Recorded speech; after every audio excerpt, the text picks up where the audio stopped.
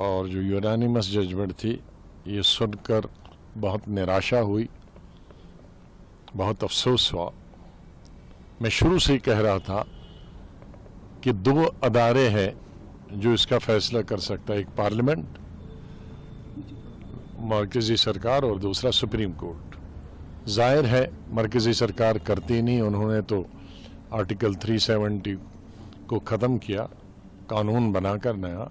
अब ये आखिरी हमारी उम्मीद थी कि सुप्रीम कोर्ट इसमें सुनाई करे और इसका फैसला सुनाए।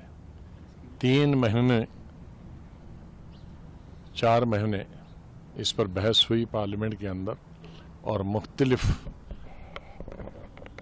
वकला ने अलग अलग पार्टीज़ को और रियासत जम्मू कश्मीर के लोगों को रिप्रेजेंट किया, और उसके बाद जो आज यूनानिमस फैसला आया उससे मेरे ख्याल में जम्मू कश्मीर के सभी लोग, चाहे वो कश्मीर के हों या जम्मू सूबा के, वो खुश नहीं है।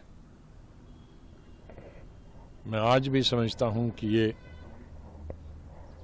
हमारे रीजन के लिए एक हिस्टोरिकल चीज़ थी। हमारे जज्बात जम्मू कश्मीर के लोगों से इससे जुड़े थे, चाहे वो 370 हो या 35A हो, जिस 35A को महाराजा हरि सिंह ने 1925, 1927 और 1928 में बनाया था कि बाहर वाला न नौकरी कर सकता, न बाहर वाला ज़मीन खरीद सकता। और जब हमारा आईन बना तो 35A की शक्ल में उस महाराजे को फैसले को आगे बढ़ाया था। तो आज वो भी ख़त्म हो गया, दोनों चीज़ें ख़त्म। इससे हमारी स्टेट की इकानमी को बहुत नुकसान होगा, ज़मीनें महंगी हो जाएंगी, पूरे हिंदुस्तान के लोग जम्मू और श्रीनगर आएंगे। हमारी यहाँ कोई बड़ी इंडस्ट्रियाँ नहीं है कि जिसमें हज़ारों या लाखों लोग काम करें। हमारी सबसे बड़ी इंडस्ट्री है टूरिज़्म, और वो लिमिटेड लोगों के लिए है।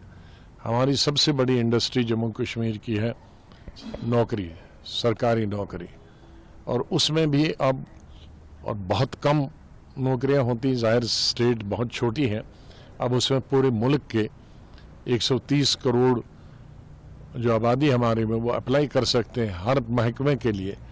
तो हमारे जो नौजवान बच्चे हैं या बच्चियां हैं पढ़ी लिखी, वो और बेकारी हमारी बढ़ेगी, कई गुना और ज़्यादा बढ़े।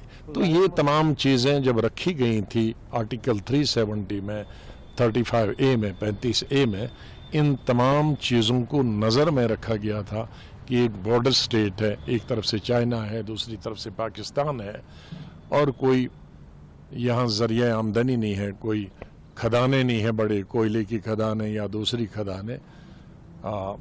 तो ये चीज़ें आर्टिकल 370, 35A रखना चाहिए ताकि इनको तमाम लाज़िमात मिले।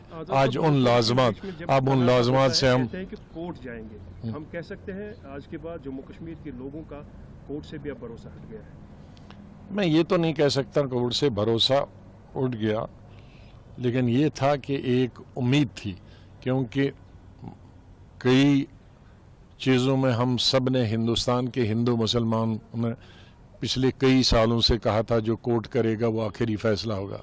जैसे बाबरी मस्जिद के बारे में कहा था, इसी तरह से और कई चीज़ों में कहा था और उसको स्वीकार किया था।